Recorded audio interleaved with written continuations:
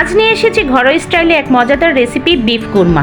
সুগন্ধে ভরপুর নরম মাংস, ঘন ঝোল আর অসাধারণ এক ঘ্রাণে মোড়া মশলায় ভরা দারুণ এই রেসিপিটি।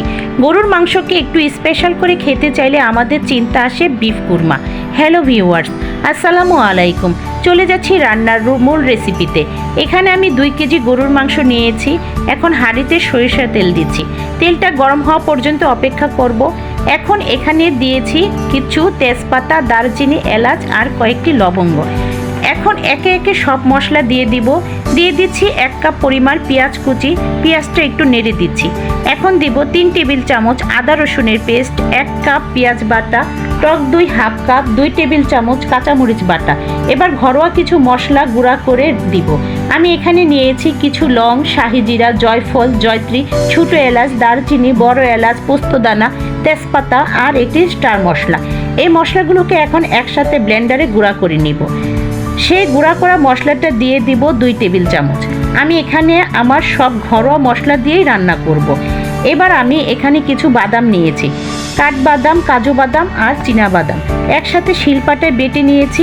দিয়ে দিচ্ছি বাদাম বাটা, দিচ্ছি পরিমাণ মতো লবণ, 2 টেবিল চামচ ধনিয়া গুঁড়া, সামান্য সাদা গোলমরিচের গুঁড়া, 1 টেবিল চামচ জিরার গুঁড়া, 4 টেবিল চামচ টমেটো সস।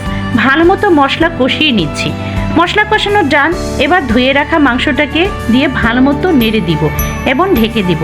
কিছুক্ষণ পর ঢাকনা তুলে নেড়ে দিচ্ছি। দেখা যাচ্ছে মাংসটা থেকে অনেক পানি উঠেছে। আবার ঢেকে দিব। এভাবে কিছুক্ষণ পর পর নেড়ে দিব। এখানে আমি কোনো পানি ব্যবহার করব না, মাংস থেকে অনেক পানি উঠেছে। এই পানি দিয়ে আমি আস্তে আস্তে রান্না করব। তাই আমি চুলার আঁচটা কমিয়ে একদম লো করে দিয়েছি আস্তে আস্তে সিদ্ধ হওয়ার জন্য। এবার নিচে একটি তাওয়া দিয়ে দিব মাংসটা আস্তে আস্তে সিদ্ধ হওয়ার জন্য।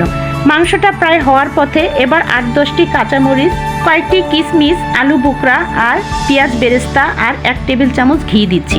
যেহেতু আমি মাংসটাকে একটু ঝুলঝুল রাখবো, তাই আমি এখানে 1 কাপ পানির সাথে 5 টেবিল চামচ গুঁড়া দুধ গুলিয়ে দিয়ে দিচ্ছি। এখানে লিকুইড দুধও দেওয়া যাবে বা গুঁড়া দুধ সামান্য একটু পানির সাথেও দেওয়া যেতে পারে। যেহেতু আমি একটু ঝুলঝুল রাখবো, তাই বেশি পানির সাথে গুঁড়া দুধটা দিয়েছি। সবশেষে দিব 1 চা চামচ চিনি। এখন আবার কিছুক্ষণ লো আঁচে রেখে দিব, অপেক্ষা করব। হয়ে গেছে আমার বিফ কুরমা।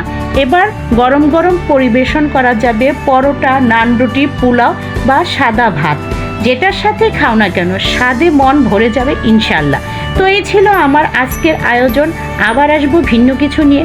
ততদিন আমার পাশে থেকো। আল্লাহ হাফেজ।